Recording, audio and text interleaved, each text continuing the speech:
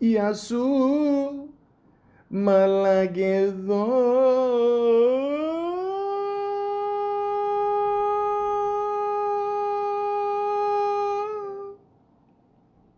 Welcome to the Malaka podcast. Michael K. Williams. Ladies and gentlemen, I'm really sorry to say this, but I just found out that Michael just passed away. It's really shocking to me. The news just came out. They don't know much. They found him passed away in his place. They're not sure what's going on yet. They don't know. Like I said, I literally just found out this story, and yeah, I'm not gonna lie to you guys. This is a real shock. What's even weirder is just a couple days ago, I was just thinking of this guy, and I was thinking about him in The Wire and Boardwalk Empire and Hap and Leonard, and the guy was a really good actor. He always had a really strong presence. Like he had the look, he had the voice, the confidence. So this is just a huge shock to me. Absolutely threw off my night, and I'm really sorry to hear that. My heart goes out to his family, and like I said, I'm just in real shock. So. And if you guys don't mind, I like to spend a little time here and, talk about him, talk about his life and the impact he had. Obviously most people know him for the show The Wire, playing Omar. And yeah, that's, boy, did he kick ass in that. Like I said, guys, it's a real shock to me. So, if you guys don't mind, I'd like to spend a little while here and talk about Michael, who I share the same name with, and just talk to you a little bit about him. So, of course, with the help of Wikipedia, the free encyclopedia, I'm able to do that. So, let's begin. Michael Kenneth Williams, born November 22nd, 1966, and passed away on September 6, 2021, was an American actor. He played Omar Little on the HBO drama series The Wire and Albert Chalky White on the HBO series Boardwalk Empire. He was also acclaimed for his role as Jack G., husband of Bessie Smith in the HBO telefilm biopic Bessie. He acted in supporting roles in a number of films and television series, including The Road, Inherent Vice, The Night of, Gone Baby Gone, 12 Years a Slave, When We Rise, When They See Us, and Hap and Leonard. Williams received 5 Primetime Emmy Award nominations, 3 for Outstanding Supporting Actor in a Limited Series or Movie, 1 for Outstanding Supporting Actor in a Drama Series, and 1 for Outstanding Informational Series or Special. So as you can see, ladies and gentlemen, he has done a lot of stuff. Like I said before, obviously people are going to remember him most for Omar Little on The Wire, but he's done a lot of stuff, a lot. And, he's been recognized 5 times for his acting abilities, and it shows in every role he does. He's one of these guys, honestly, I'm not just saying this, but he has a very strong presence. And like I said, it's not just because of his look, it's just the way he acts. Like he could be a very cool guy in one scene, or he could, be a total badass. Sometimes he doesn't even have to say anything. He could just whistle down the street and he's there. It also says here, Williams was born in Brooklyn, the son of a Bahamian mother from Nassau and Booker T. Williams. I did check, it's not the wrestler. Although that would be a good question. Omar versus Booker T. Booker T's got a couple pounds on him, but then again, Omar has the shotgun. So, yeah. An American from Greeleyville, South Carolina, where his African American family has deep roots. Williams was raised in the Vanderveer projects in East Flatbush, Brooklyn, and attended George Westinghouse Career and Technical Education High School.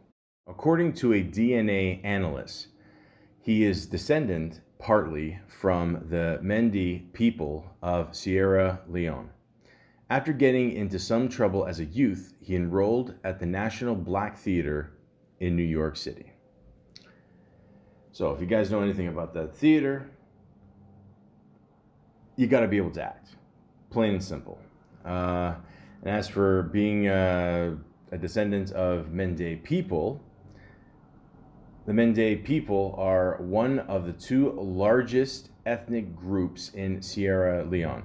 Their neighbors, the Temne people, have roughly the same population. Mende people account for slightly more than 30% of the total population.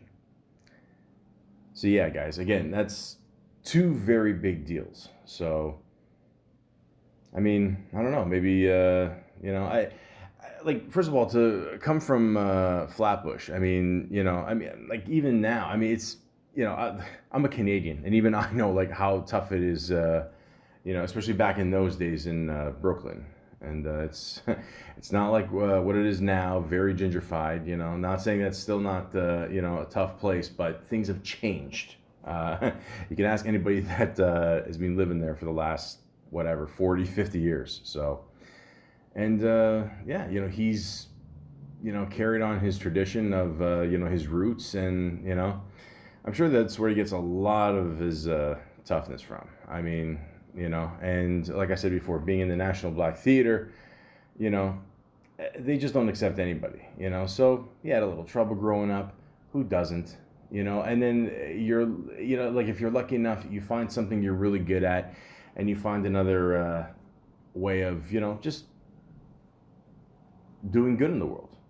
Some people are really smart, and I'm not saying that Michael wasn't, but sometimes, when you're younger, you don't know what to do with that, and sometimes you might lash out at certain things, and you might be lost, and if you're lucky enough to find a theater, to able to just act out all that stuff, which a lot of young actors do, and that's how they harness their skills and learn that it's not all about them. Again, I'm not saying that he thought that. I'm just saying it's a great place to relieve stress, and as you can clearly see, it absolutely paid off. But he wasn't always an actor. It says here, Williams worked for Pfizer Pharmaceuticals as a temp. So, I mean, if someone told him back then, like, how badly we would, need Pfizer years later, I mean, I don't know if we would have believed it, or none of us would have believed it. But I actually received both shots from Pfizer. So, Mr. Williams, thank you for that, and thank you for being part of that world. It says here, however, inspired by Janet Jackson's Rhythm Nation 1814, he left school and quit his job, against the wishes of his family, to pursue a career as a dancer. That's right. Before Omar went out there and scared the shit out of everybody, believe it or not, he was a dancer. During a year in which he was intermittently homeless, Williams visited record labels and dance studios looking for work. He got a job as a background dancer with singer Kim Sims, which led to more work appearing as a dancer in music videos and on tours with artists such as George Michael and Madonna, as well as some modeling work. He also choreographed Crystal Waters' 1994 single, 100% Pure Love. I mean, again, the guy, he was a dancer. That's right. I mean, you can see the stuff on YouTube there. And yeah, hey man, you got to start somewhere. And I mean, it's crazy too. Like he was homeless, and then again, you think of the role that he did in The Wire, as Omar. I mean, he just barely finding shelter there, and it's crazy, man. I mean, it's just it's yeah. Anyways, he was given one of his first acting roles after being discovered by Tupac Shakur and was cast as High Top, the brother and henchman to Shakur's drug kingpin Tank in the 1996 film Bullet. Sorry, I'm already just blown. I mean, like, first of all, this is even way before The Wire, guys. I mean, like he's got connections with George Michael and Madonna. I mean, not exactly. I mean, I'm sure he can call him on the phone, whatever. But still, I mean, he's working with two heavy hitters already, and on top of that, you got one of the best people that to ever represent rap, Tupac Shakur, to back you up and say, hey, you know what, I want this guy for this role. I mean, if that's not being blessed, I don't know what is. And again, a lot of actors, they get good roles in the beginning, they get good opportunities, and they piss it away. And this guy hit the ground running, as you can see, as we're going to talk about in a little bit. Williams had a large facial scar he received in a bar fight on Jamaica Avenue, New York City, on his 25th birthday, in which he was slashed with a razor blade. The scar became a signature feature and resulted in offers to perform as a thug in music videos and modeling opportunities with noted photographers like David LaChapelle.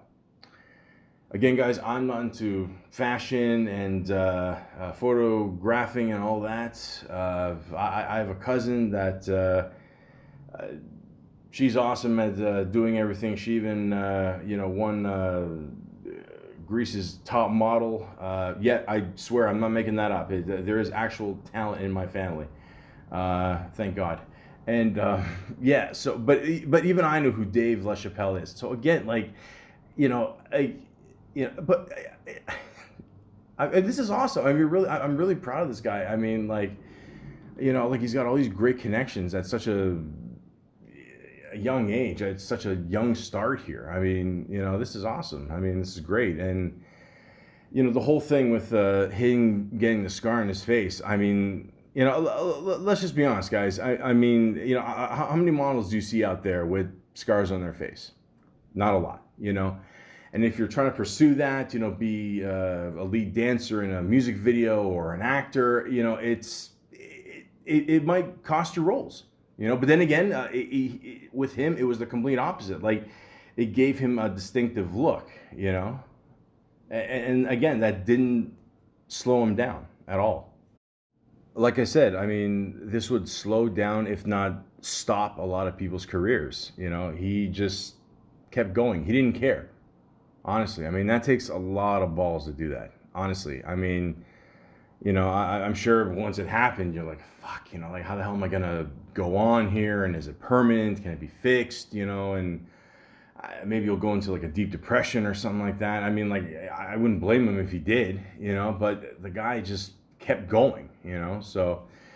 And also, I was able to find a clip of him talking about the whole story on how he got the scar, and I could say it, but I would rather let him talk about it. So he was on Opie Radio with Jim Norton here, and here we go.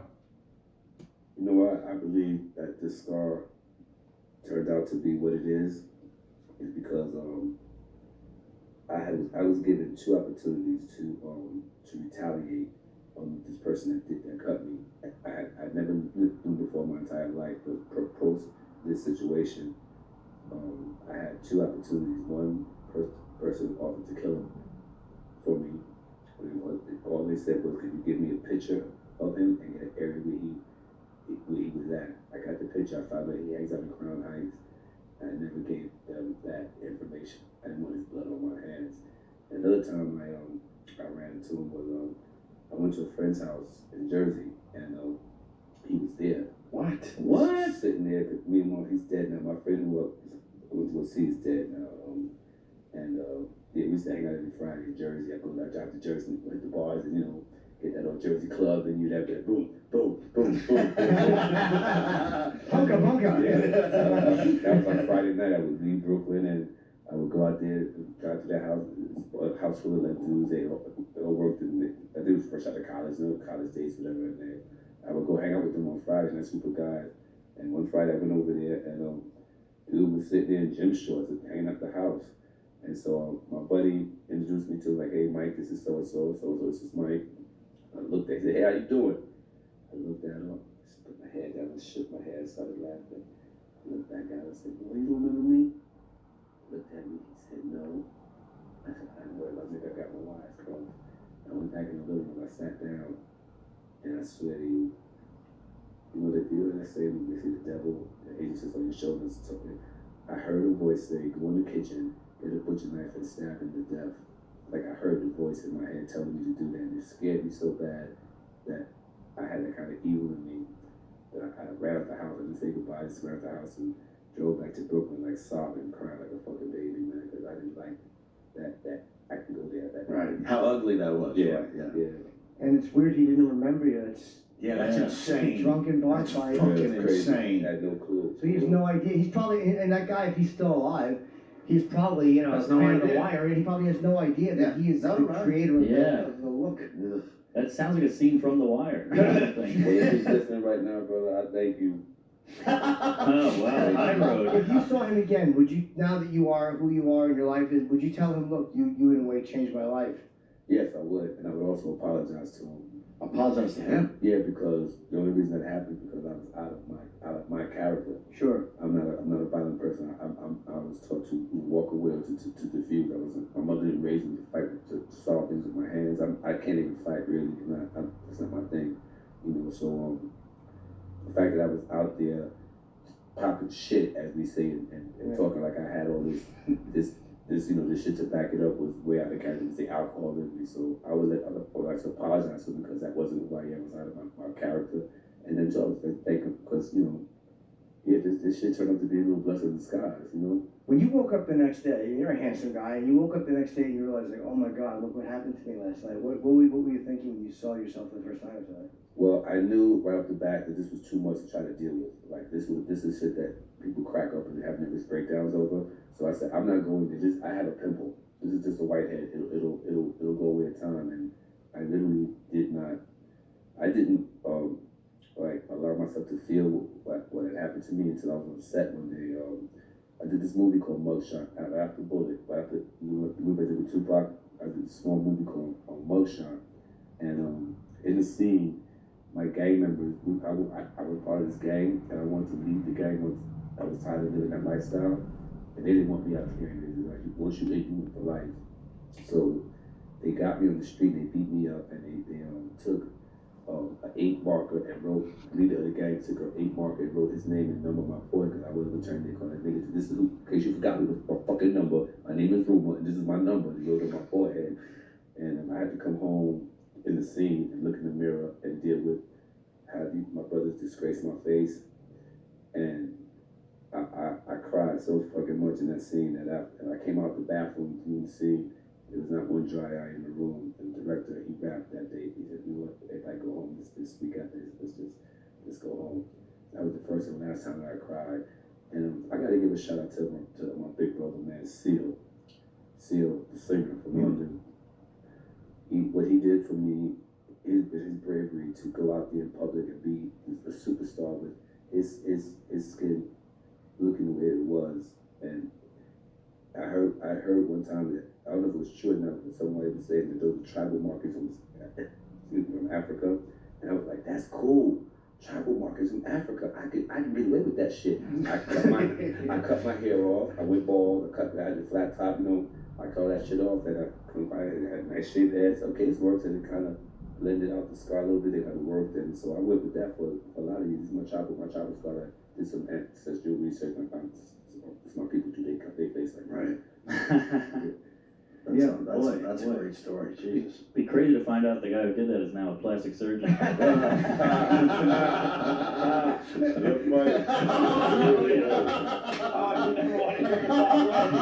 Oh, you never want to hear it that way. Wow. First off, just let me start off by saying the guy at the end who made that joke, he's a comedian, Mark Normand. Holy fuck, you're brave. Second, wow.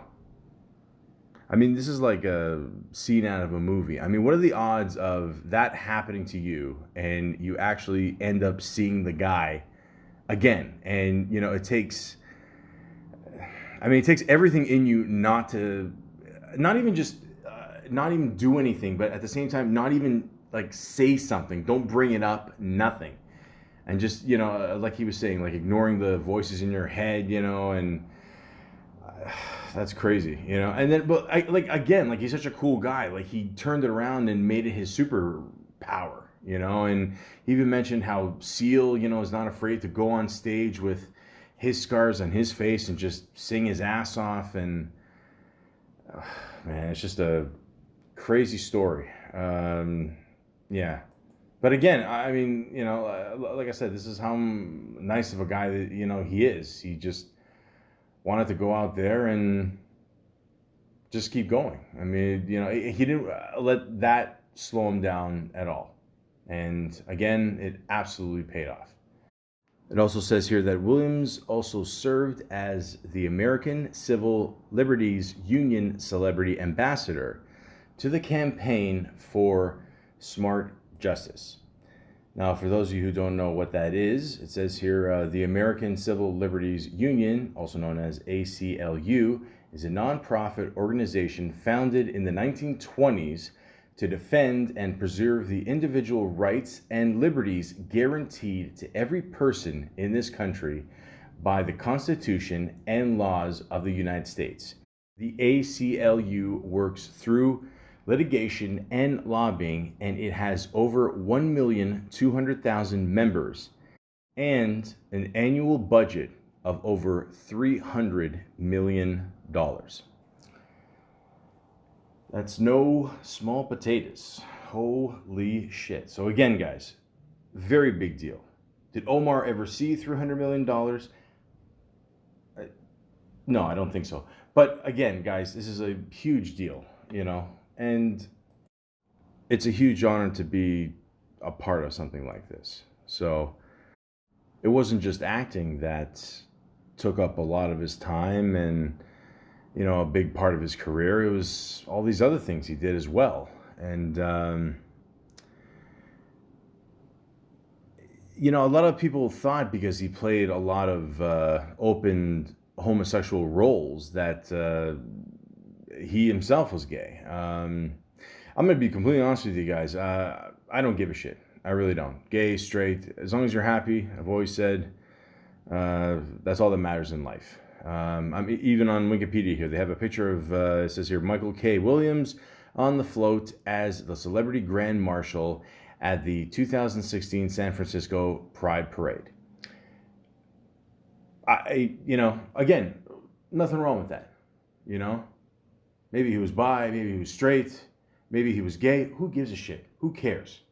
The guy was such a nice guy, very generous guy, and, you know, like you can see from everything I'm reading here, I mean, you know, even a few people, it looks like they bugged him about that, and, you know, because he never gave a distinct answer, and you know what? Who gives a shit? It's nobody's fucking business. As long as the man is happy, that's all that matters. And he entertained people throughout all of his career with all these different types of roles he would do. And it even says here, Ed Norton wrote a cameo for him in The Incredible Hulk just because he was a fan of The Wire.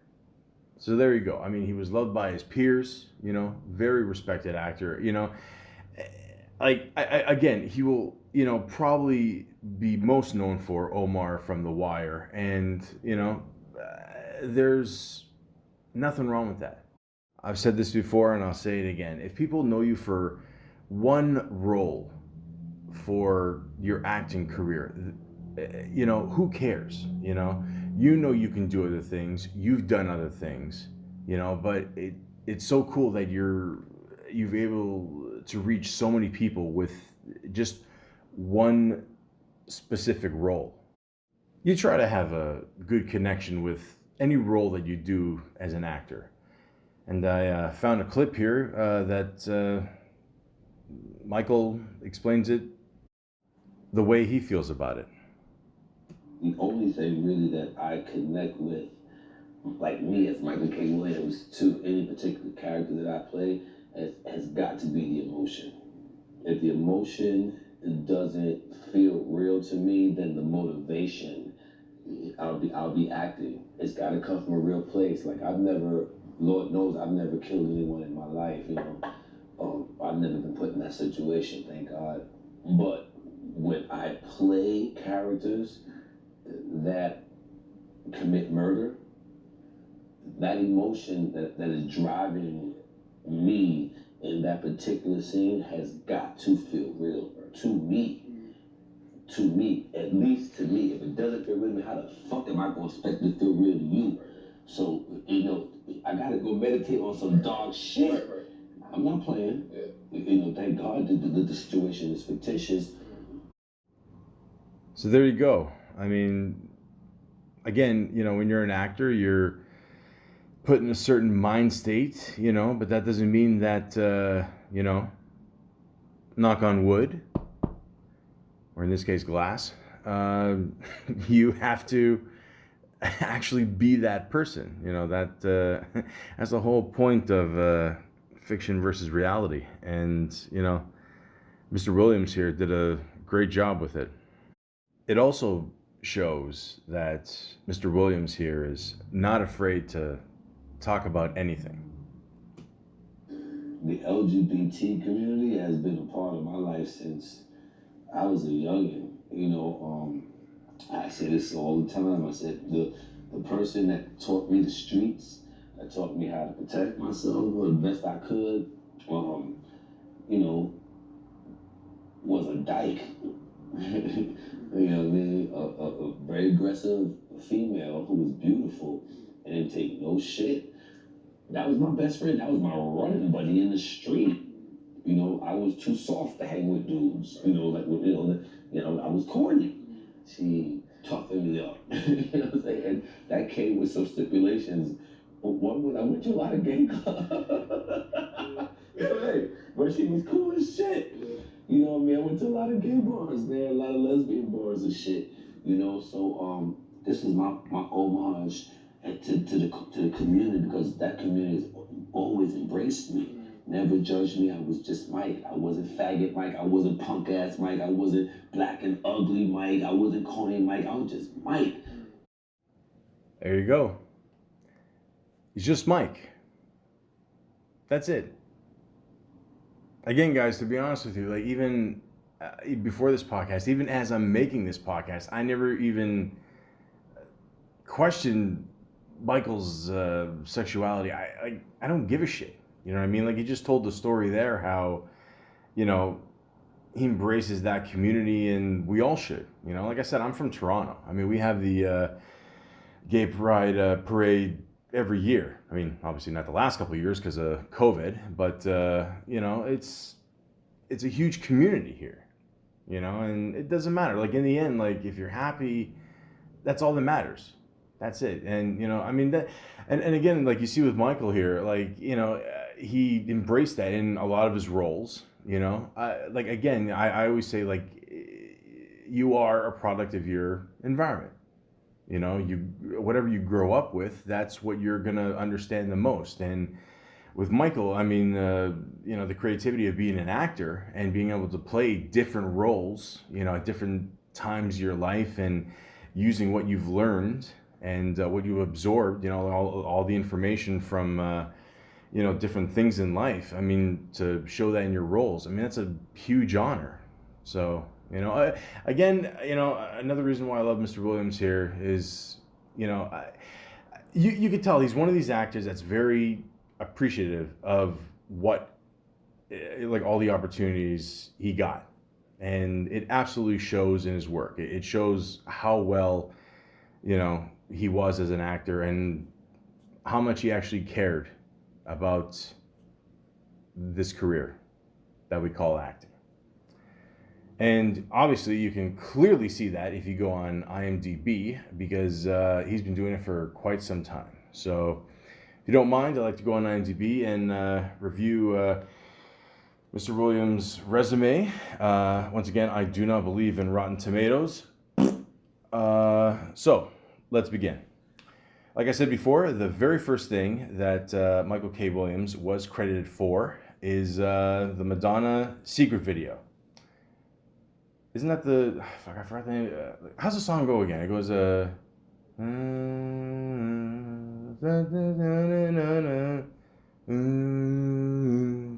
Something's coming over. Something's coming over me. My baby's got a secret. That's not bad, right? Okay. Yeah, all the way in 1994. His character did not have a name. He was just named Shirtless Man. He was uncredited. But people obviously know that's where he started. And, I mean, if your first gig, like I said before, is working with one of the greatest singers of all time, Madonna, your career is off to a pretty good start. And like I said before, in 1996, he ended up being in a Tupac movie called Bullet. To me, Tupac really never did a bad movie. I mean, if you look at, I'm going to do a podcast on Tupac one day. I'm going to need a little bit more time on that one because I want to get a lot of information down on that one. But yeah, he played a character named High Top. And again, your first job, Madonna. Second job, Tupac. Yeah, you're off to a great start, sir. That's awesome. I mean, like how many people can say that? And then he was in a movie called Mugshot. He played a character named Rumor. He talked about that before. Then he was in a little movie called Bringing Out the Dead. He played a drug dealer. This came out in 1999. And again, how long has he been doing this? For like not even 5 years. He works with one of the greatest, if not one of my favorite directors of all time, Mr. Martin Scorsese. Now, a lot of people, there's a couple, reviews about this movie. They say it was good, it was bad, Nicolas Cage, da-da-da-da. Like, keep in mind, this is when Nicolas Cage was, people, gave more of a shit to Nicolas Cage movies, not like, the 5 that come out every year now. But I thought it was a good little movie. I liked it. I'll be honest with you, I forgot that Mr. Williams was in this movie. I haven't seen this movie in a while, but I remember the movie being good. So there you go. That's all you need. Just ask me, guys. If you want to know if a movie's good or bad, just give me a call. My phone number is on one of these podcasts. I forgot which one. The fuck social media. Just call me. Just give me a ring. That's it. Don't be prank calling me, and make sure it's not a scam with one of these. We can clean your chimney. So, I don't have a fucking chimney. Anyways, the next job he did, again, Madonna, the video collection, 93, 99. He was part of that, so he's, obviously, he's going to be on the compilation here. Then in the year 2000, he was in a movie called Broke Even. Broke Even. I don't remember this one. As one of my favorite actors, very underrated actor I feel to this day, is Kevin Corrigan, who a lot of people, if you remember him, he was Henry Hill's brother in, or Ray Liotta, obviously in Goodfellas, his brother in the wheelchair there. He trust me, he's done a lot of roles since then. Mick Cunningham's in it, Michael Lowry. I don't remember this movie, yet it has a rating 8 out of 10. So, am I going to check out this movie this weekend? Yeah, probably. Deadline, as a TV series he did. Okay, so, I almost forgot this one, but yeah, this is probably the first thing I ever saw Michael K. Williams in. I don't know if you guys know this, I'm Italian. The Sopranos, I feel, is the best show of all time. Yes, over The Wire. Yes, over Breaking Bad. Okay, okay, we could fight about this all day. Okay, it's my opinion. Like it or suck it. Anyways, he played a character named Ray Ray in the episode Army of One. Basically, this episode, spoiler alert if you haven't watched Sopranos or whatever, I'm going to give away a lot of shit here. Jackie Jr., obviously he fucked up that card game. Holy fuck, what a dummy. You know, he has to, you know, his buddy gets, you know, sets him up with hiding in the hood here, and he has him, you know, teamed up with good old Ray Ray, who's played by Michael K. Williams. And, you know, in the show, he has a daughter, and, you know, she's like, "What's your name?" Probably shouldn't say. And then Michael K. Williams says, "Mr. X, then." That's it. That's plain old Mr. X. So, does it end well for Jackie? Yeah. But Michael K. Williams was great in this. He was only in, I think, like this scene and another scene. There's a scene where it shows Jackie playing with his daughter a chess game. And of course, Jackie Jr., there's no fucking, I mean, like, he doesn't have the patience for Scrabble. He's not going to have the patience for chess. Michael K. Williams, like, I always remember he said, "You see, you should have played that out. That's the only way you're going to learn." And it's pretty much a whole thing to Jackie Jr.'s life. You know, I mean, he didn't, you know, he wanted a shortcut. He wanted to, you know, follow in his dad's footsteps quickly. You know, he got some horrible advice from lots of people. You know who you are. And yeah, he should just played it out. So, you know, Mr. Williams had a great line, basically, you know, saying the whole, you know, Jackie Jr.'s life and how, you know, the shortcut did not work out. So he was great in this. You know, obviously HBO. Not the last thing he does with HBO, but again, we're going to get into that in a little bit. Then he was on Third Watch, which was a TV series. I remember that show. He played cop number 1. And then here he was in a thing called Freeway, What We Do. Oh shit, I totally forgot about, oh my god. Even though what we do is wrong, we're still high. Oh shit. This song was awesome. Okay, so still making the orders, man. And I ain't talking about chicken and gravy, man. Sorry. Anyways, Freeway, awesome rapper, part of the whole Rockefeller crew at that time. Freeway song featuring Beanie Siegel and a person that you may have heard of, the great Jay-Z. And the whole point of this video was The Wire just premiered around 2002. And it had a lot of people from The Wire in this video. And yeah, it was a great song. Yeah, fucking awesome. So yeah, of course, you know, Mr. Williams, you gotta, you know, have him in there for a little bit. And yeah, great song, great video. Jay-Z had a good line. So I push off keys, so you can call me the piano man. Ladies and gentlemen, keep in mind I'm white. I can't rap as good, but not to say that, you know, other white people can. I can. Okay, we've all heard a little person called Eminem, but anyways, great video, great song. It was cool that he was part of that. Then he did a video doing Hard Time. He played Curtis Craig, aka Dirty Kurt from Detroit. I don't know what this is. Yeah, I don't know what this is. I recognize the other guy. Yeah, he looks familiar, this guy. What's his name? Boris Kojo. Yeah. Okay. Sticky Fingers was in this too. All right, didn't get the best rating, but you know, hey, work is work. Lackawanna Blues was a TV movie he did. And And he did Guile, which was a short he did. He played a character named Ken.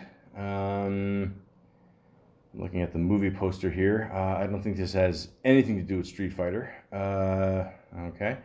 Alias, we all remember that show, right? Yeah. Yeah, he was in, what was it, 3 episodes of that. And then 2005, he was in a little thing called Trapped in the Closet, chapters 1 to 12.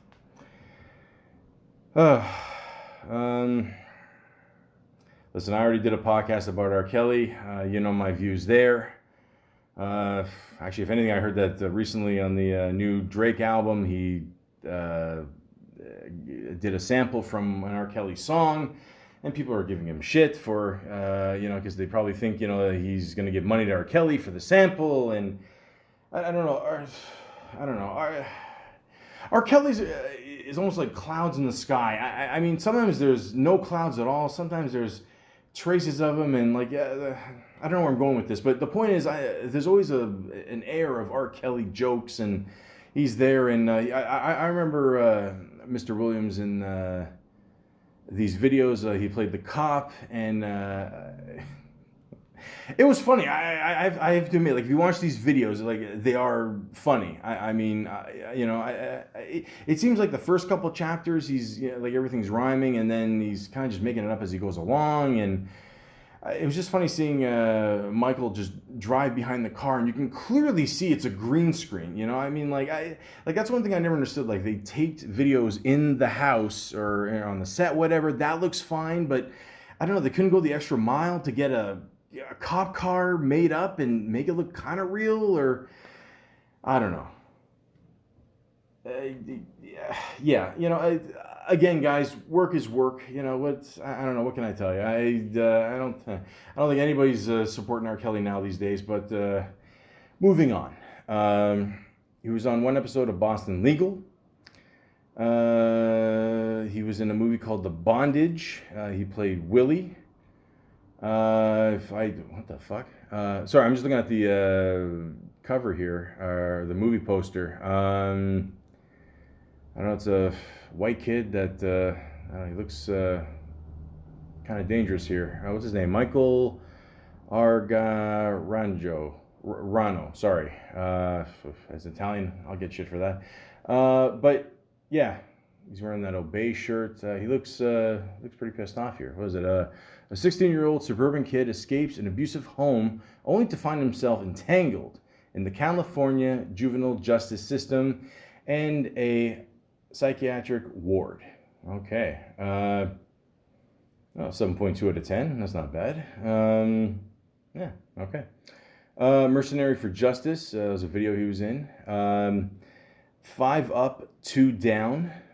Keep in mind it's spelled with the number 5, UP space 2 DOWN. He played a character named Terrence. And then beside it always puts as Michael K. Williams. I never understood why they do that. I don't know. Obviously we know it's him, but okay. I never heard of this movie. It's named 5.2. He got 5.5 rating, so okay. Law and Order Special Victims Unit, because once again, you cannot be an actor in this business unless you show up on CSI or Law and Order. He was in a couple episodes of those. Then he was in, I think I Love My Wife, happened in 2007. I believe this is a Chris Rock movie. Yep. Yeah, okay. Yeah, I remember this movie. It wasn't Chris's best work. Let's just say that. I think there was a rumor at the time that he was going out with Kerry Washington for a while. But yeah, again, even Steve Buscemi couldn't save this movie. I was not. Actually, you know what? That's funny. I remember the contrast. Like, what was it? Like, they were supposed to be good friends or something. It wasn't there, man. Sorry. But again, Kerry Washington, she's awesome. 6 Degrees is a TV series. He was on for 3 episodes there. Again, Trapped in the Closet, chapters 13 and 22. Well, I mean, this is a long music video book, whatever the fuck you want to call this. Yeah, he just keeps going So hold on, wait. So now he's playing Sergeant James. Wait, was he a sergeant before? No. Yeah. Before he was James, and then what was it 1, 2? No. 1 year later he becomes sergeant. So yeah, this is obviously a very fictional world. Where you can go from policeman to sergeant in less than a year, and I don't know. R. Kelly keeps getting away with this shit. Okay, God, guys, we got to move on here. The Kill Point is a TV series. He was in 8 episodes. Also, 2007, he was in Gone Baby Gone. He played Devin. This movie is awesome. I mean, directed by Ben Affleck. At the time, people were like, okay, so Ben Affleck, kind of hit and misses with the movies, but all of a sudden he's a director, and, he's working with Morgan Freeman, Ed Harris, his brother, Casey Affleck, John Ashton, Amy Ryan, Michelle Monaghan, Titus Welliver, and of course, Michael Kenneth Williams. Again, I really don't remember him in this movie. I think I remember one scene. He was. I haven't seen this for a long time, so forgive me there. But I do remember this was a kick-ass movie, and the ending of this movie is, that's the whole thing. I mean, did they make the right decision? Is sometimes the wrong decision is the right decision? Again, I won't give it away if you've never seen it, but obviously go see this movie. And oh yeah, I forgot to mention a little show that he started doing in 2002 all the way to 2008. A little show called The Wire.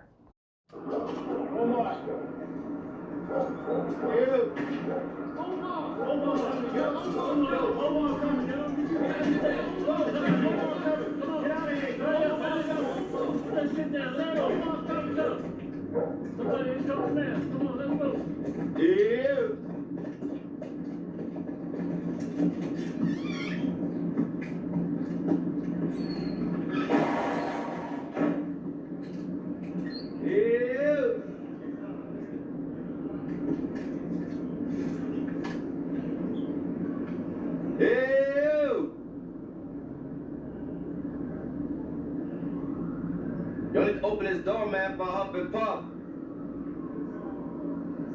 Come on now, by the heads of your chinny chin chin. Oh, you better scroll out. We up in here with the back tank. Oh, I think's not, Terrell. I think's not. Yo, might need to think this through and stop wasting my time. Cause Omar will come back tomorrow. And the next day.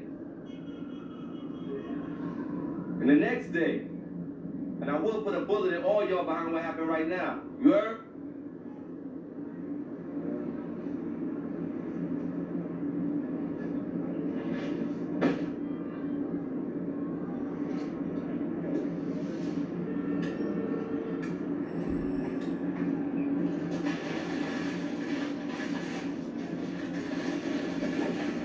Fair enough.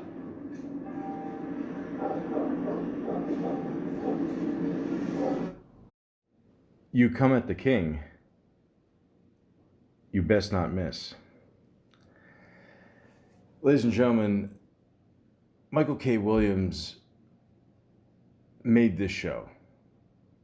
The show only lasted 5 seasons, but let's be honest, every scene this man was in, you couldn't take your eyes off him.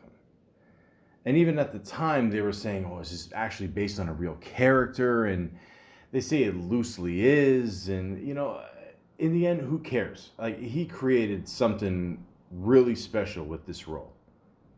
Even on Wikipedia here, it says, Williams gained recognition as an actor for his portrayal of Omar Little in The Wire, which began filming in 2002. The character was based on Donnie Andrews, along with crime figures in Baltimore. Williams received the part after a single audition. He was told that the character was slated to appear in just 7 episodes and expected him to be killed by the end of the first season. However, creator David Simon stated that they always plan to keep the character as part of the continuing ensemble should the show be renewed beyond one season. Thank God it was. For his portrayal of Omar, Williams was named by USA Today as one of 10 reasons they still love television. Omar was praised for his uniqueness in the stale landscape of TV crime dramas and for the wit and humor that Williams brings to the portrayal. Omar has been named as one of the first season's richest characters, a Robin Hood of Baltimore's West Side projects. The Baltimore City paper named the character one of their top 10 reasons not to cancel the show and called him arguably the show's single greatest achievement. In 2007, he was nominated for an NAACP Image Award for Outstanding Actor in a Drama Series for his role as Omar. Williams pursued the role because he was intrigued by Omar's contradictory nature. He felt Omar's popularity stemmed from his honesty, lack of materialism, individuality, and his adherence to his strict code. He felt that the role has been a breakthrough in terms of bringing attention to him and getting further roles. Williams received both positive and negative reactions to Omar's homosexuality and feels that he is successful in challenging attitudes and provoking discussion with the role. In 2008, then U.S. Senator Barack Obama cited The Wire as his favorite television show and called Omar his favorite character. About Omar, Obama said, "That's not an endorsement. He's not my favorite person, but he's a fascinating character. He's the toughest, baddest guy on the show." During his portrayal of Omar Little, Williams went by his character's name and developed a habit of smoking cannabis and an addiction to cocaine in 2004. Well, obviously, if you can't figure out at this point that Mr. Williams is a little bit of a method actor, then I can't help you. But look at this. Barack Obama is giving you a shout out. I mean, like, what more do you want as an actor? You know? I put this role up there with Tony Soprano, Archie Bunker, Walter White. The list goes on, guys. You know what I mean? But this is an iconic character. He made the show. You know you're good at acting, or just you have that strong presence when every time you enter a scene, you can't take your eyes off the person. You just know that that person's going to do something, or just, you know, worst case scenario, even if they don't do anything, you're just going to watch them, you're going to study them, you know. You almost want to be them just for that few minutes in that role. He's created such an iconic character in this role. I just can't imagine anybody else, just anybody else is doing this role. I just can't. Even on Wikipedia here, they have a picture of him. It says here, Williams at Harvard University for a panel discussion on The Wire, November 8th, 2010. So again, guys, it really proves how big of a deal this show really was. You know, he's discussing it at Harvard, you know, like he's in the seat there, which I'm going to be honest with you, actually reminds me of, I got to say, and probably a lot of other people's favorite scene of Omar, or one of his best scenes, is when he's in court. And, you know, he's just talking about how, you know, he's just himself. He robs people. He's not hiding it. But at the same time, he still has a code. And look, I ain't never put my gun on no citizen. You are immoral. Are you not? You are feeding off the violence and the despair of the drug trade. You're stealing from those who themselves are stealing the lifeblood from our city. You are a parasite who leeches off Just like you, the man. culture of drugs. Excuse me? What? I got the shotgun. Got the briefcase. It's on the game though, right?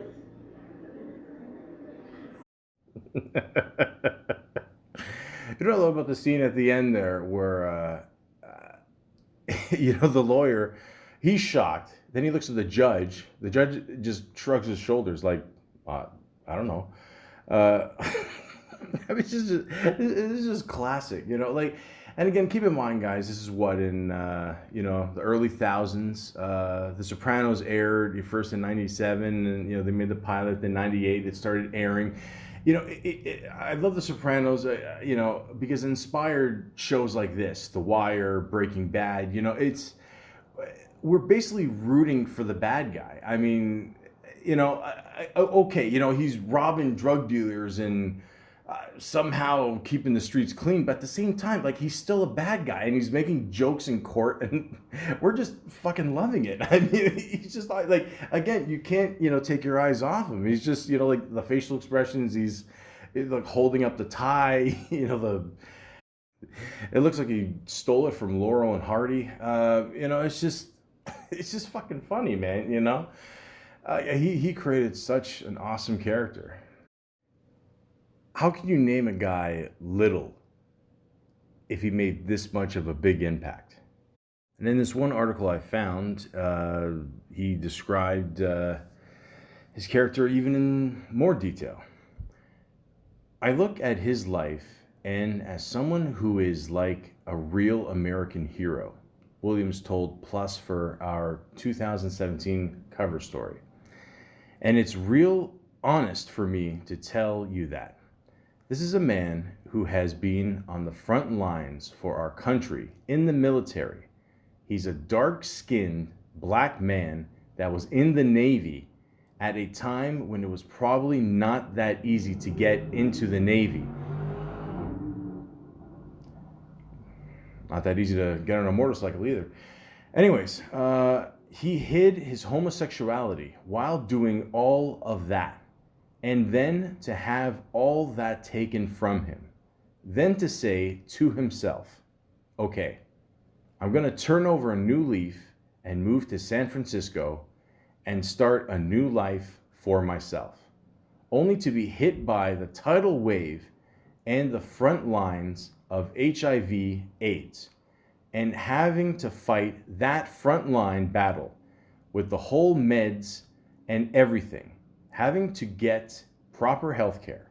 First of all, you have to identify what the damn thing was. That's 4 wars. That's 4 battles that he's fought face to face. Civil rights, gay rights, HIV, the good old American military. It's like, and to see him now, to have all that history behind his eyes and to be in that presence, it's really humbling. He's right. I mean, this guy had to endure all this shit. And yet Michael still made this into an amazing, lovable character that people could somehow still relate to. There's times, we feel down and out and we just want our piece of the pie. We just want to go out there and say, hey, I've done all my shit I have to do. I've done everything I can in this world to make myself a better life. But at the same time, I'm still facing all this shit. And I forever will be. Every time you saw him in a scene, you were just constantly reminded of all that. Even after the scene I just played you, he robs the guy. Then what does he do? He goes home. You find out he's a homosexual. So not only is he facing basically almost being homeless and being in the Navy and HIV and being gay and, you know, and guys, keep in mind, this wasn't like in the early thousands, like when they made this show. So this shocked a lot of people still. It's not like today where, you know, just pretty much everything is accepted, you know. I mean, 2000s, okay, we were like, you know, we were there, but we weren't really there. You know what I mean? Like, and this was still shocking to a lot of people. And people were like, holy fuck. This guy could be anything he still wants to be. He could still go to any hood, scare the shit out of people, get his shit, and not even fire off his gun.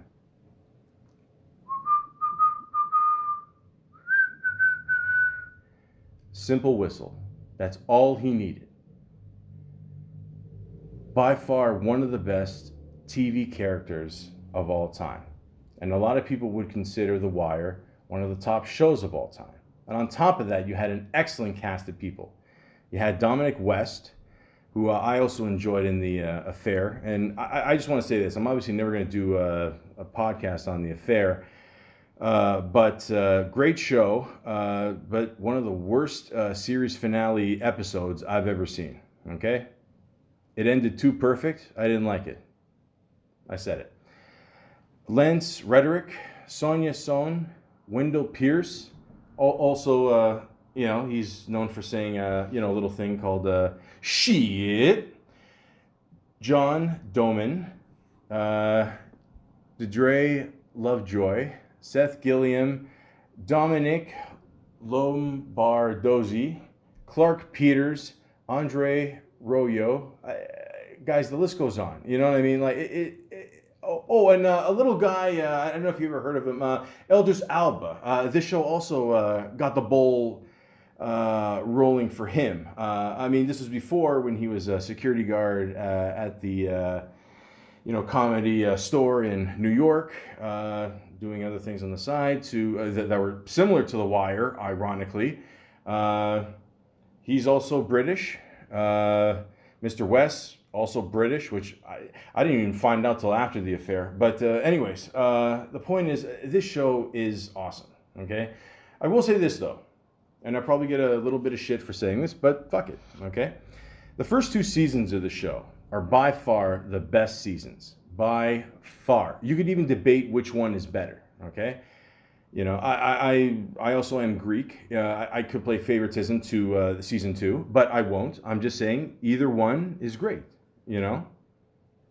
But, you know, the 3rd season, still good. It was okay. 4th and 5th season, you know, it was good. It had its moments, but you can't compare it to the earlier seasons, okay? You know, when they had that whole famous speech about the chessboard and, you know, got to be a smart-ass pawn. And again, Michael B. Jordan. Fuck, I forgot about him. Jesus. Again, well, I mean, he didn't make it far either. And, well, I mean, listen, most people didn't make it that far in this series, okay? Even Omar, I won't give it away, but, you know, a lot of people did not see that coming. People thought it was going to be, you know, more of a guns a-blazing kind of death. But then again, they expected that in Sopranos. So, you know, what are you going to do? But overall, like I said, I can't say enough good things about this character. You know, just again, one of those characters that every time they're on screen, your eyes are glued to him. One of the best characters of all time on TV, in my opinion. Very good show. 9.3 out of 10. I would say that's a pretty good rating. And yeah, if you ever got the chance, please check out this show. During COVID, we still have a lot of time on our hands, so now you have no excuse. He was also in a TV series called Human Giant. Like I mentioned before, he was in The Incredible Hulk, that one scene, thanks to Ed Norton for liking his role on The Wire. Then he was in a short called Key Anthony, A Hustler's Story. You like the way I said that? Kind of cool. The hustler, yeah. Again, guys, pardon my whiteness. Belly 2, Millionaire Boys Club. I mean, this is, Can you really consider this like a sequel to Belly? I mean, really? I mean, Hyde Williams, there's no way he had anything to do with this, did he? No, it's one of those like, yeah, exactly. It was one of those quick cash grab things. I just remember the game being in there, and hey, work is work, man. Miracle at St. Anna. He played a character named Tucker, aka Scared Soldier. CSI New York, like I said, he can be part of Law and Order. He can be part of CSI. He can be part of both. Why not? Brooklyn's Finest. I remember this movie. This movie was okay. It was all right. Same guy, Antoine Fuqua. I hope I said that right. I'm sorry, man. Same guy who did. Obviously, he's worked with Denzel Washington in many movies, but we all remember Training Day, of course. Good little movie, good little cast. I liked it. It was all right. Telltale.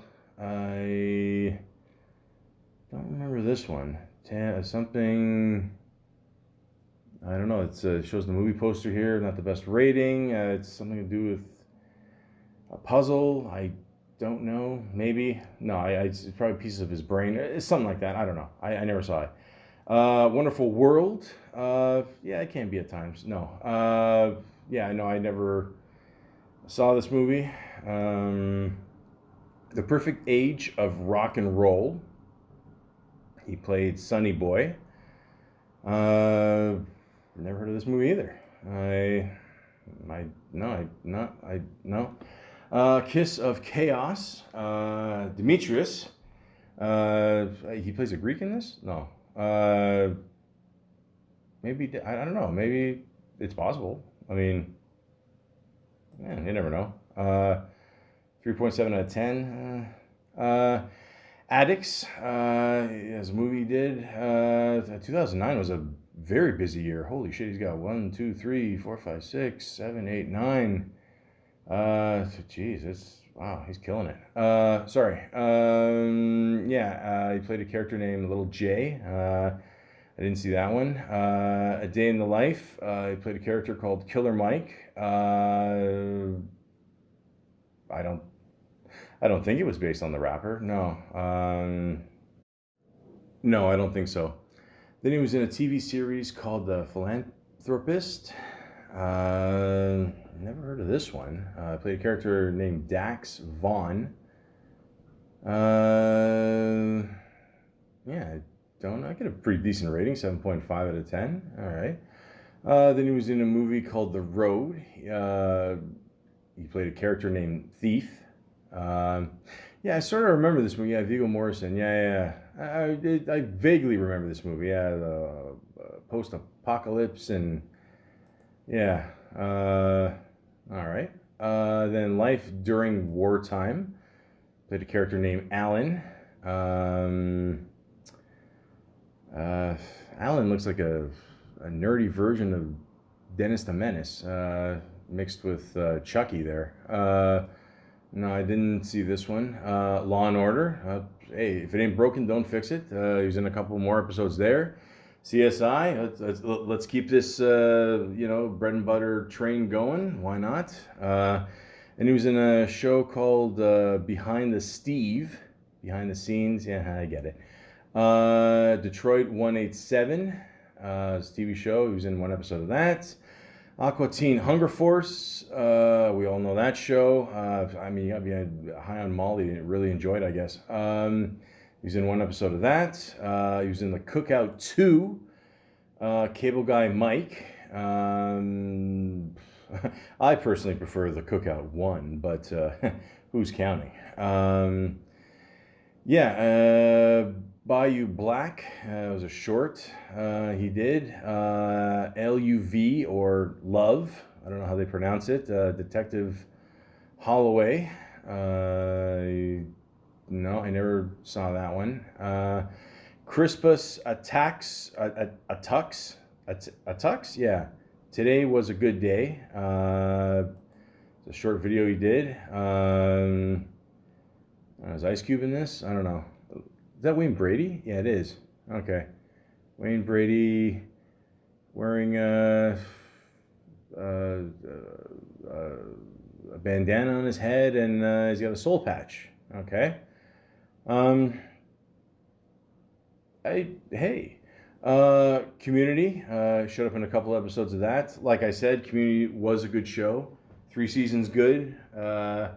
Fourth one, fifth one, W8, Wait, it was a short he was in. The Wire, the musical, which I just recently saw right before this podcast. It's very funny, done by Funny or Die, the website that's owned by Will Ferrell, I think. Very funny. You're Nobody Till Somebody Kills You. Well, that's a famous Biggie song. We all know that. He played a character named Ad, A-D. I don't. It's got a horrible rating, 3.1 out of 10. What the fuck is this? A serial killer is taking down the hip hop industry, one rapper at a time, and the detectives on the case must get to him before the killer gets to them. Okay. I've said it before and I'll say it again. Sometimes you look at a movie poster, guys, and you just know it's not good. Trapped in the Closet, chapters 23 to 33. Wow, we're really we're getting to the home stretch here, eh? Okay. Again, yeah, 2012. People were still working with R. Kelly. 10 years later, not so much. Nobody's Nobody is a short he was in. A movie called Snitch. He played Malak. He was in a TV series, Walk This Way. High School USA. 12 Years a Slave. Very good movie. It's pretty sad at the end, but then Brad Pitt ends up saving the day. I mean, he just swoops in there like Superman, and there you go. So yeah, good movie. I liked it, honestly. Plant Hunter is a short he was in. MGMT, Cool Song Number 2. They're a music group. I only know that because I think they did a song with Kid Cudi. They Die by Dawn. Well, who's they? I mean, it's a 51-minute movie, so I don't know. Looks like maybe some of them died at night. What is this? 5 out of 10? What is it? 4 outlaws with a bounty on each head set a date for a shootout in Langston, Oklahoma. The last man takes the collective bounty. Violence and mayhem ensues. Oh, of course, it's a Western. I mean, if nobody gets shot in a Western, it's pretty pointless. Yeah, I didn't see it. Battlefield 4, it's a video game, voiceover work, easy money. The Devil Goes Down, that's what she said. 8.8 out of 10. Wait, what? Okay, I've never heard of this movie. Okay, so, he's got the nice red suit on. Hold on. Okay, so young man is challenged to a game of basketball by the devil. The stakes? What is the devil's bag against the young man's soul? Huh.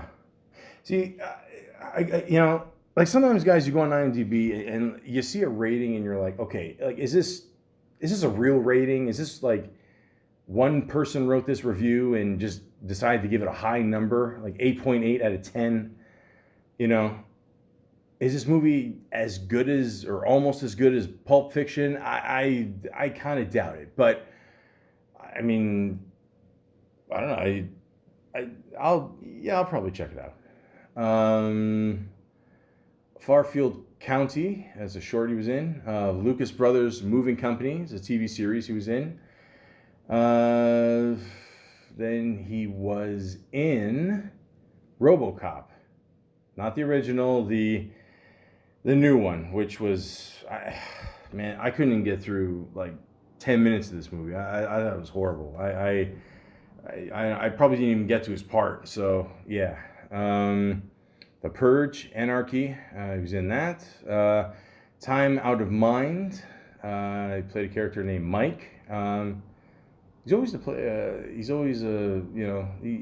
can always use his own name. That's nice. Richard Gere's in this one. He's just looking up. I don't know. I never saw this one. Kill the Messenger. This sort of sounds familiar. Jeremy Renner. Oh, yeah. This one. Yeah, this one, I don't know. It's not, I don't know. It was okay, I guess. Inherent Vice. God, he was in this. Oh, jeez. Yeah, to me, this movie was extremely disappointing. I was really looking forward to this movie. I already talked about this on my Joaquin Phoenix podcast. But yeah, this was, it looked like a really cool cast of people. Looked like a good story. I wasn't feeling it. Yeah, I don't know. What are you going to do? And then, as I forgot to mention before, 4 years prior to this, he started a little series called Boardwalk Empire. So, the only thing I could say about this show is if you love Sopranos, if you love that old school gangster stuff, you will absolutely love Boardwalk Empire. So, a hell of a cast of people. You got Steve Buscemi in there, you got Vincent Piazza, you got Stephen Graham, you got Michael Shannon, Kelly MacDonald, Shia Wigham. It's awesome cast, guys. This is a really, really good show. It says here, an Atlantic City politician plays both sides of the law by conspiring with gangsters during the Prohibition era. So we all know about the Prohibition era. It sucked. So a lot of people had to just, obviously commit crimes. And, we all know the Al Capone story, and that's mixed in there with a lot of other gangsters. I can go on forever about this show, but this is excellent, okay?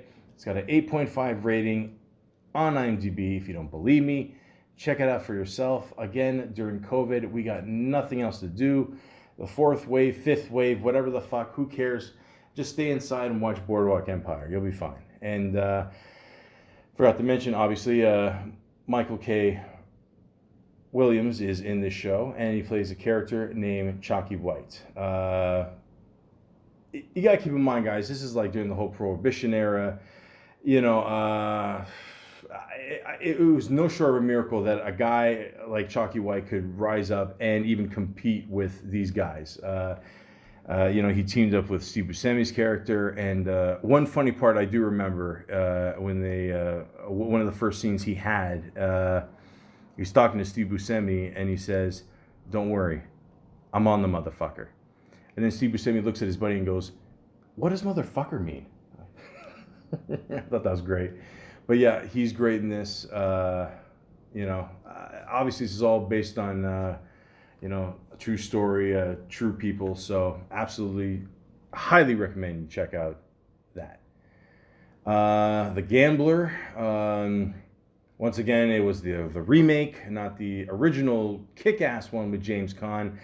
I never saw this one. I heard the only good scenes are worth seeing is the ones with John Goodman. He's in 2-3 scenes or something. I didn't even see those. Just see the original with James Caan. Okay, no disrespect to Mark Wahlberg. I get it. He had to lose all the weight. He said he would never do it again. I hope that goes for The Gambler too. So cool. Ghostface Killah, Love Don't Live Here No More. Obviously a great rapper. Why not be in a rap video with Ghostface Killah? One of the awesome members of Wu-Tang Clan.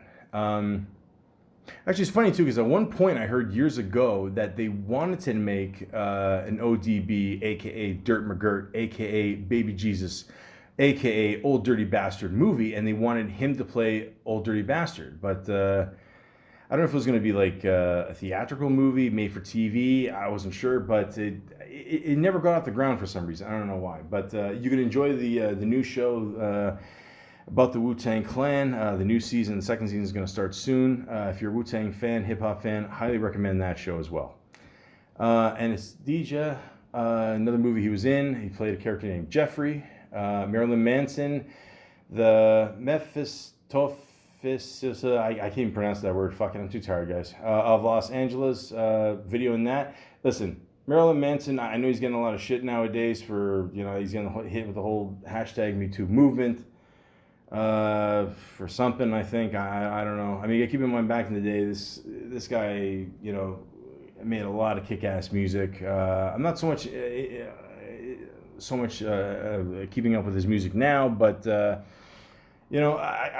would just work with him just to meet him and just talk with him. I don't know. He seemed like an alright guy to me. So I don't know what to tell you. I mean, I don't know what's going on, like I said, so I don't know. Bessie, TV movie. I mentioned that before. I didn't see that one, but I was told it was very good. The Spoils Before Dying, TV miniseries. Let me just point out at this point, I'm almost done here, but at the same time, I mean, for a guy that literally was a dancer in a Madonna video, look how much shit this guy has done. I mean, this is fucking awesome. Anyways, Captive, another movie he was in, The Land, 999, Ghost, but he was in he was in that new one. Jesus Christ. Again, I don't remember him even in this, but then again, I don't even remember this movie. I mean, and don't call me sexist because I don't like the movie. The movie was shit, okay? Shut up. Shut up. We're all waiting for the new one, okay, with all the guys gonna actually be in it, and I don't know, Paul Rudd and one of the kids from Stranger Things is in it. I don't know, we waited it was supposed to come out in May, now it's coming out in November, and hopefully it's this year, 2021. Who knows? But we're all waiting for that one. Yeah.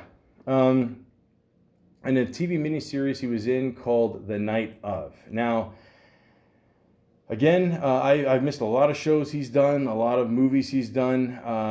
I heard about this show. Originally, James Gandolfini, this was supposed to be his last acting role. Apparently, they did tape the pilot with him. It was never released. Obviously, it got delayed because, he passed away. And he was replaced with John Turturro as John Stone. Then you got Riz Ahmed, who... this guy's been popping in a lot of shit lately. He did that one movie, I think he was nominated for an Oscar for it, for The Sound of Metal. It's about a drummer who eventually loses his hearing. He's got to deal with all that. Really good movie. I would absolutely check that one out. He's got a bright career coming up for sure. But Michael K. Williams plays his buddy in jail. Now, basically, this kid, he gets accused of murder.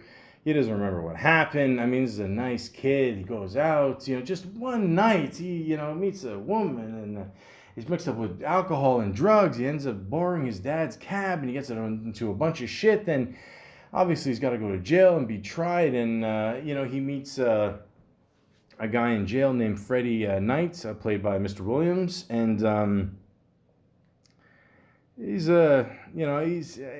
let's just be honest, he's a bit of a jerk off. Let's just, let's just say how it is. And, you meet these people in jail. I mean, again, I've never been to jail, but I've heard the stories where, you got to be careful.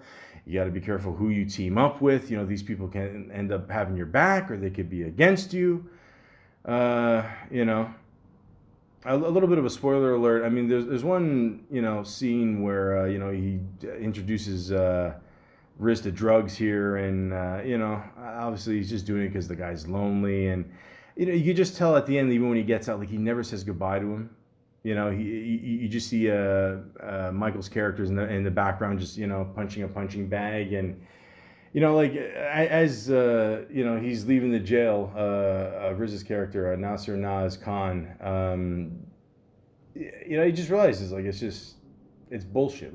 The friendship meant nothing. He's just using him, just someone he could talk to in jail, whatever, and they're just both in the end using each other. But Michael plays a really good sneaky bad guy in this one. He did a really good job in this one as well. So if you've never seen this series, I definitely recommend it. It's a mini series, which means it's just the one season and that's it. Just tells a story and that's it. And like I said, he was really good in it. Check it out for sure. Then he was in a movie, When the Bow Breaks. Wow, I'm an idiot. You know what? I'm going to keep that in there. Usually sometimes I edit shit if I say it wrong. I'm going to leave it in there because I think this is the first time in history I've actually seen that word. I swear to God, guys. So sometimes you see a word and you're like, whatever. You're like Baba Booey when you see the word machine, and you pronounce it machine. So it happens. Long story short, I've never seen this movie, but hey, one day. Against the Wall, it's a short. Assassin's Creed. I think it's based on a video game, right? Yeah. So I don't know. Listen, anything past 64, I can't help you.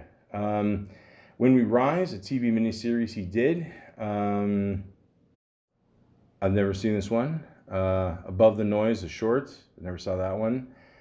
The Public. Looks like a movie he did. I unfortunately did not see this one. It's got a hell of a cast in it, though, judging by the movie poster. Emilio. What else? Oh, okay. So this show only ran for 3 seasons, but unfortunately, it should have went longer. A little show called Hap and Leonard.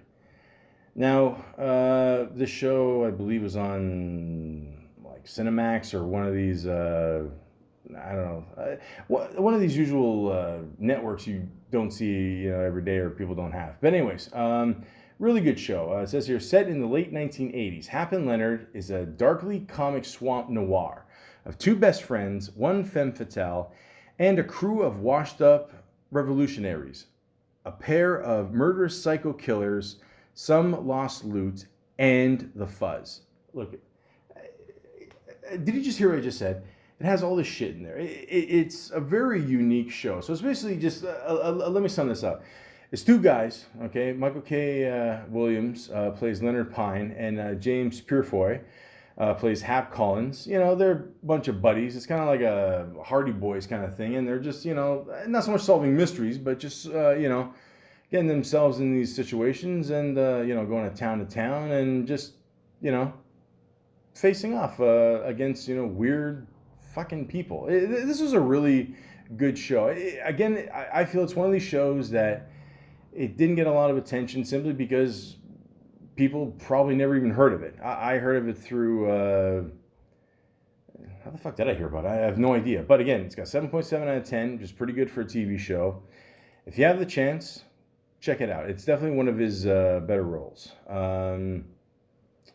It's one of the other roles. Again, he plays, an open homosexual, and he's dealing with, shit from that as well. Certain places that they go to in the States, especially in the 1980s, let's just say they're not accepted of that.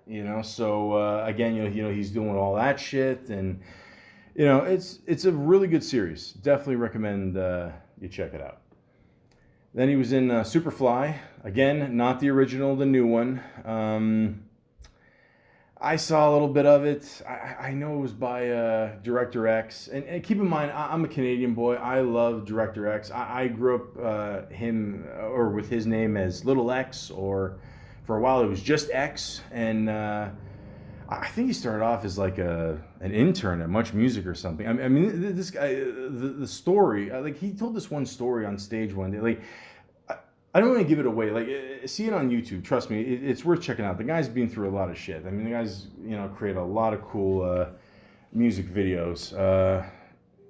But it's hard to remake a classic like Superfly. It is. It didn't get the best rating either. It just I mean, if you want to check it out, if you're a Superfly fan, check it out. It's all good. But it's, what are you gonna do? It's tough to beat the original. That's all I'll say. The Guest Book is a TV series he did. Showed up on an episode of Last Week Tonight with John Oliver. I like seeing him do his thing there. I was a fan of Community, so it's cool to see him have his own show there.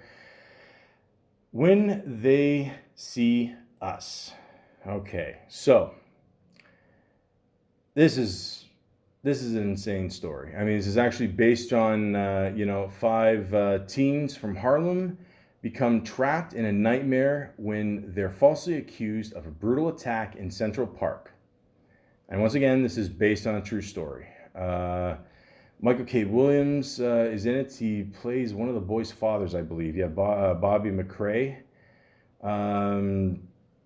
This story is just crazy. I mean, I remember talking to my dad about this, and like, he remembered it more. I was more younger when this happened, but you're watching this movie and you're like, holy shit! Like, again, it's not like I don't want to give away the ending, but it happened based on a true story, whatever. So these boys did end up getting off, but I mean, the shit that they had to go through, I mean, it is just fucking insane. I mean, it really is. I mean, this is just an amazing series, and it really just shows like what each one of these guys had to go through. I mean, they ended up getting like a huge payout in the end, obviously, but still, I mean, for these guys to go through all this, it is just absolutely insane. And I gotta say here, the one kid specifically, J. Harrell Jerome, one of the last episodes, they based it they put a lot focused on his character. I mean, the shit that this guy has to go through is just insane. His performance in this was excellent, absolutely phenomenal. I mean, he played this role so well. I saw a thing online like what are the best performances of the last decade. They put him on there. I absolutely agree. He was also in Moonlight as well, if you remember him there. More recently in Concrete Cowboy with Idris Elba. But yeah, this role specifically, he was really good in. Really, really good. Just an amazing series. Just insane to see what these guys go through. My boy John Leguizamo's in it. Always love him. I still love Mario Brothers. I don't give a shit what people say. The point is, absolutely check out this series. It's I mean, 8.9 out of 10. That says it all. Absolutely, you can't just give them a 9, eh? But anyways, no. But seriously, absolutely check out this series. This is your jaw will drop by the end of the series for sure. It is just excellent. A must watch for sure. The Red Sea Diving Resort, this movie did. Motherless Brooklyn. Mixed reviews on that movie. That was all right. I mean, it has a really good cast of people. Again, gets to work with Ed Norton again. Ed Norton, they had a good little friendship, man. I mean, what can I tell you? That's cool. Father, that's a short he did. About the People, another short he did. Arkansas. I don't remember this movie. 6 out of 10. NBA 2K21. Archie Baldwin plays the voice in that one. These games are huge, guys. Again, doing voiceover work, easy money. Critical Thinking, he played Mr. Roundtree, which, no, it wasn't that guy. But yeah, no, again, you get to work with John Leguizamo again. I didn't see this movie, but got a decent little review. Lovecraft Country. I didn't watch the whole series of this. I watched a little bit of the first episode. This show looks pretty trippy, I'm not gonna lie. Just the visuals of this show, it's absolutely worth seeing for sure. There's another role where he played actually no, you know what, I won't give it away. I won't give it away because I think it's one of those surprise things. It's so crazy too because I remember the lead actress here, I hope I'm saying her name right, Journey Smollett. No, is she related to the Jesse Smollett? Guys, give me 1 second. I'm gonna do some research here. Hold on. Oh shit. Yeah, Jesse Smollett is that's her brother. I recently actually found out that this guy was in like 1 or 2 scenes of the first Mighty Ducks movie. If you guys don't know who Jesse Smollett is, he's basically a guy who had a great job and somehow fucked it up. Let me just put it to you like this. Okay, so I gotta be careful how I say this too, because I know this might come back to haunt me one day. Again, a lot of people, I guess they questioned Michael K. Williams' sexuality. Again, I don't care what he was. Who gives a shit? One thing he didn't do is, abuse it like Jesse Smollett did. Jesse Smollett, I don't know, what was the story there? He hired two guys to beat him up because, and then he wanted to make it look like a hate crime towards gays, and then they found out, and then he pulled a Jerry Springer and paid him with a paycheck, and fuck me, like people will just do themselves in, like they don't care, man. What was I talking about? Oh yeah, Michael K. Williams' career here. So yeah, let's get back here. Yeah, so I only watched a little bit of the first episode. It looks like a pretty good show. So yeah, let's just ignore the last couple minutes what I was saying, and let's move on. Body Brokers, another movie he was in, came out this year, 2021. Battlefield 2042 is a video game. Again, just make that easy money, voiceovers. It's awesome. He's got a very distinct voice, so obviously he got a lot of work because of it. F is for Family. Yes, I remember this. Okay, so he played the character Smokey Greenwood. Yeah, the guy who owned the candy truck.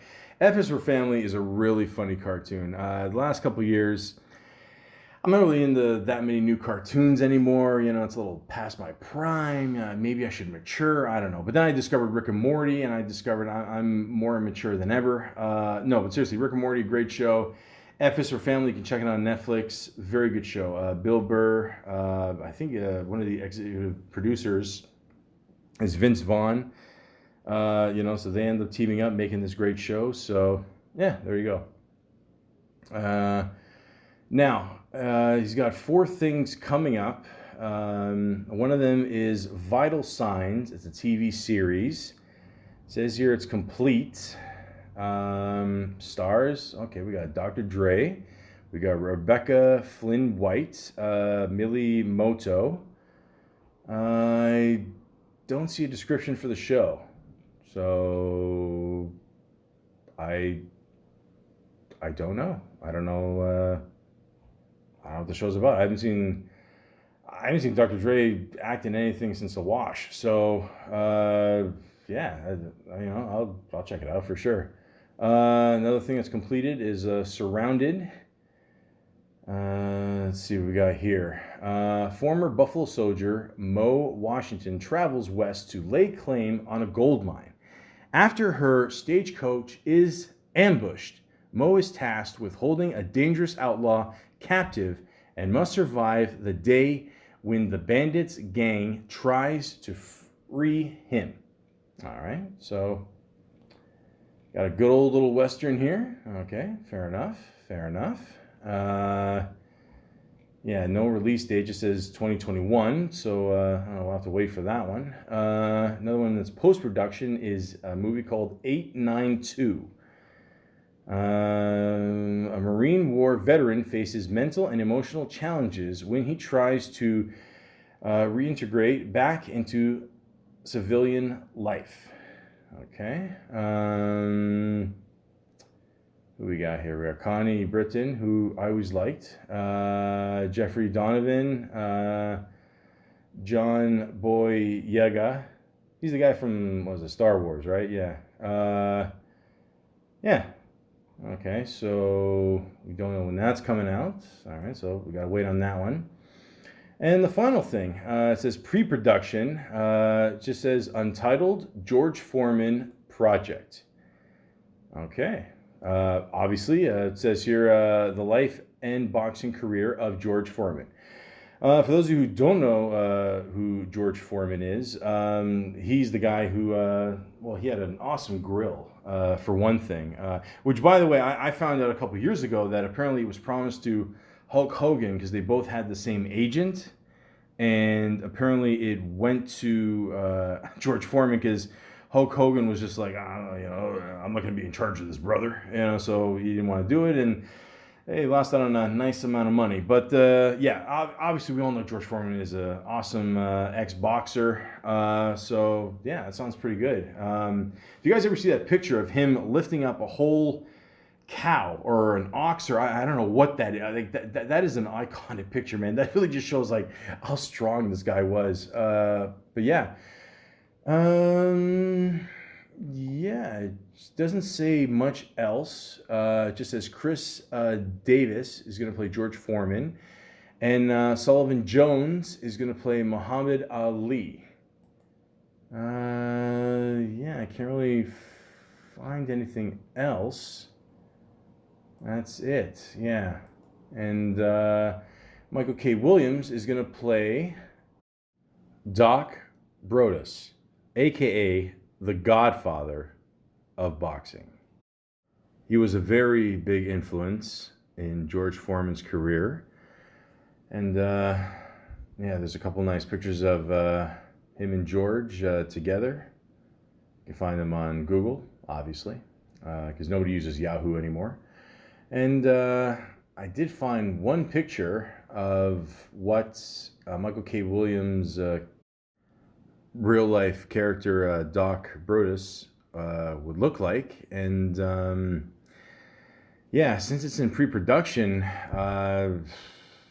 I mean, more than likely that means they haven't officially started taping, so I don't know what they have. Like I said, all I could find was this picture of Michael K. Williams as Doc Brodus, and yeah, it's definitely looks a lot like him. Just a black and white photo of him, and yeah, I don't know. That's all there is, guys. I couldn't find anything else, and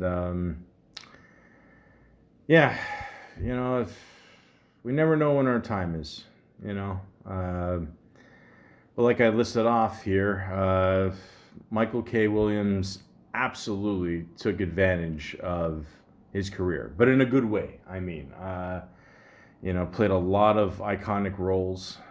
I mean, you know, he did a great job. Honestly, I can't believe he's gone. Honestly, I'm really shocked. You know, like I said, I just found out just before I started doing this podcast, and yeah, it's a really sad day. I was able to find one clip. It says here that he did do it, or worst case, it was released on September 6th, 2021. A little bit of an interview he did with Fat Joe, who I love, by the way. I mean, if any rapper out there needs a podcast, it's Fat Joe. The guy's a great storyteller, interviews a lot of great people. And I'm assuming this was done just recently, and Michael K. Williams was just, you know, shooting the shit with him, and he said a little interesting thing about, you know, the whole acting process. You know what they say about acting? It's not the time, it's not the take that takes the time, it's the time it takes that takes the time. You feel me? Break that down again. Hold up. Let me. This is a joker moment. Break that down again. So it's not the take that takes the time. It's the time that it takes that takes the time. So it's, you know, you spend hours waiting to shoot 3, 4, 5 minutes. You know, that's just the nature. That's Crazy. You know, that's the nature of the game. But I tell you this much, Joe. It's light work. And where we come from, that ain't gonna break me, bro. I'm like, okay, you know, like you said something like they leave you in the trailer 10 hours and expect you to come out fresh. I'm like, you know what? I'm gonna come out fresher than fresh. I'm gonna come out like you just pulled me to the set, bro. I'm gonna come out like yo, bro. And going back to Pac, what he taught me is, don't come to the set and then get ready. Come to the set ready. How long they keep Come in character. Come in character, bro. I be locked and loaded if I come to the set. That to me says it all right there. I mean, you just hear what he just said. You know, the guy is always ready. Even Tupac taught him that, you know. But that's the greatest thing, you know, about this guy. I mean, this is why, you know, he showed no signs of slowing down in his career. He knew the opportunity he had. He hit the ground running. He hasn't stopped ever since. He's always ready. Like, he knows the opportunity that he has. I mean, I honestly wish that every actor had this mentality. I've said this before and I'll say it again. You know, when you're an actor, it's literally like winning the lottery. So what? You got to wait on set for a little bit. Who cares? You're still getting paid to sit down. Who cares? But at the same time, like, he's still ready to go. Like, he doesn't care. He loves this. Like, he loved doing this. He really did. It's a blessing to have an actor like this on set. He'll make everything that much easier. It sucks that we lost a good guy like this, you know. Again, we don't know what happened yet. You know, a lot of people are speculating a lot of things, you know. I'm not jumping to any conclusions, you know, just give the family space, you know, let's just find out what happened here. And, you know, it's sad. It really is. You know, days like this suck, you know. But me personally, I just want to thank Mr. Williams for all the years of entertainment. You know, he's created some awesome characters, you know, and honestly, he seemed like a really nice guy. He was quoted as saying, "I love my characters. I play them with 100% honesty. There's no holding back. I understand where they are coming from." And that's what every good actor has to do, especially if a character is based on a real person. And Michael seemed like the type of guy who's as real as they come. So I just want to say again, thank you, Mr. Williams, for all the years of entertainment. We will definitely miss you, and rest in peace, Michael K. Williams.